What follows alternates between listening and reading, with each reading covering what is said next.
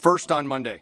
As the president has stated, on Monday morning, we began to receive indications and warnings that Iran intended to attack U.S. bases in the region.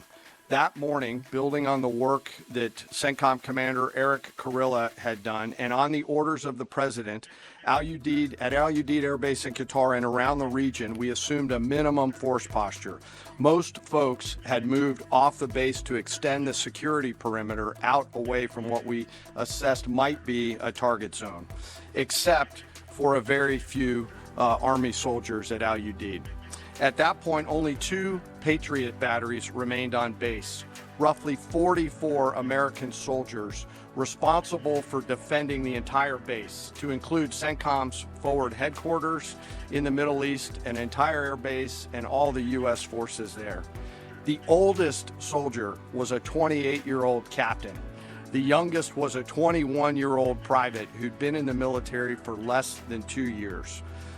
So let's put ourselves out there for a second. Imagine you're that young first lieutenant, you're 25 or 26 years old, and you've been assigned as the tactical director inside the command and control element.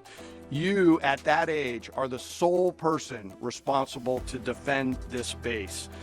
Listening next to you is your early warning operator whose job is to notify you of imminent attack. There's 5 people inside a vehicle and 5 people outside of a vehicle around these, a total of, as I said, 44.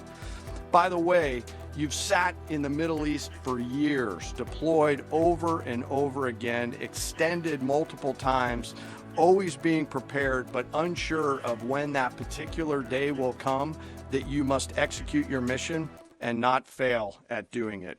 In this case, these Patriot crews were deployed from Korea and Japan as part of our U.S. forces there to ensure that we had the most capable missiles in the CENTCOM area of responsibility. As the day continues, you start to hear more and more chatter in the information space about a pending attack.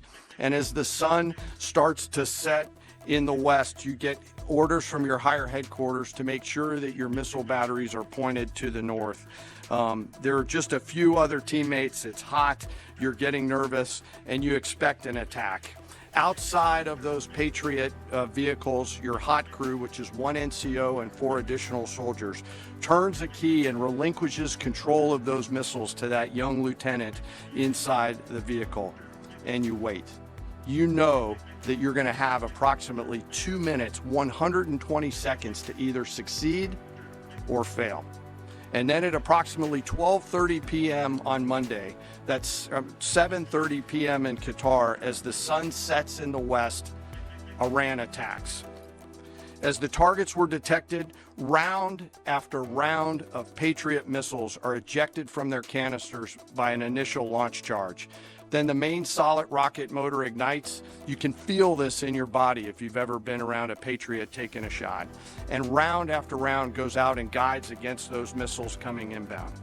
We believe that this is the largest single Patriot engagement in U.S. military history. And we were joined in this engagement by the Qatari Patriot crews. I'm not going to tell you how many rounds were shot, but it was a bunch because of classified purposes. And we're aware that there's reports of something getting through. What we do know is there was a lot of metal flying around. Between attacking missiles being hit by Patriots, boosters from attacking missiles being hit by Patriots, the Patriots themselves flying around, and the debris from those Patriots hitting the ground, there was a lot of metal flying around. And yet our U.S. air defenders had only seconds to make complex decisions with strategic impact.